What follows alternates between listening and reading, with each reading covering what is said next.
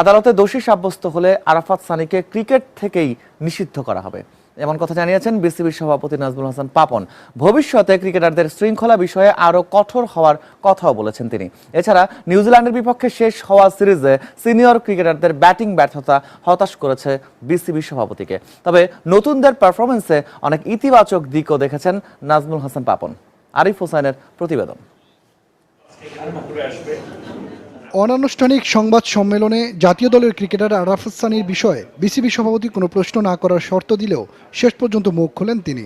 জানিয়েছেন ক্রিকেটারদের অনাকাঙ্ক্ষিত ঘটনার বিষয়ে কখনো ছাড় দেয়নি বিসিবি। ভবিষ্যতেও আরও কঠোর দেখা যাবে ক্রিকেট বোর্ডকে। এই জিনিস বিসিবি কখনোই বরদাস্ত করে নাই, করবেও না। এই ধরনের কাজ কোনোদিনই গ্রহণযোগ্য না।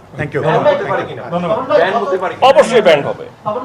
এই ধরনের প্লেয়ারদের ব্যান্ড না হওয়ার কোনো কারণ নেই, বাট প্রমাণ সাপেক্ষ। তবে পুরো সংবাদ সম্মেলন জুড়েই প্রশ্ন উত্তর হয়েছে সদ্য শেষ হওয়া নিউজিল্যান্ডের বিপক্ষে সিরিজ নিয়ে। প্রতিকূল কন্ডিশনে খেলা হলেও সিনিয়ররা আরও বেশি দায়িত্বশীল হলে ফলাফল অন্যরকম হতে পারত মনে করেন ক্রিকেট বোর্ড সভাপতি।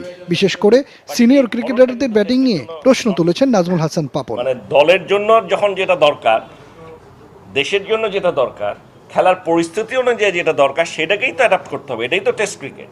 কিন্তু সেই জিনিসটা ছিল না। ইররেসপন্সিবল বলবো, রেকলেস বলবো কিনা জানি না, তবে এই ধরনের ব্যাটিং কোনোভাবেই কেউ আশা করতে পারে না সিনিয়র প্লেয়ারদের কাছ থেকে। সাকিব তামিমরা হতাশ করলেও তাদের উত্তরসূরি সোহান রাব্বিদের পারফরমেন্স মুগ্ধ করেছে সবাইকে।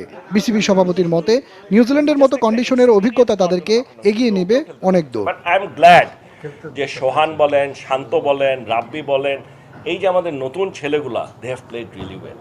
ওরা কিন্তু সাহস নিয়ে যেভাবে চেষ্টা করেছে, আপ্রাণ চেষ্টা করেছে, এই ব্যাপারে কোনো সন্দেহ নেই। সিরিজ জুড়ে ফিল্ডিংয়ের চরম ব্যর্থতা দেখিয়েছেন ক্রিকেটাররা। বিশেষ করে 20টির মতো ক্যাচ মিস করা ভাবাচ্ছে বিসিবিকে।